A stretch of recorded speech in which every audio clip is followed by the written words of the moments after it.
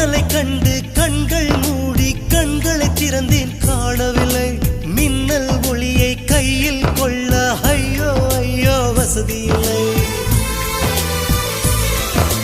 என்னை நோக்கி சிந்திய மழைத்துளி எங்கே விழுந்தது தெரியவில்லை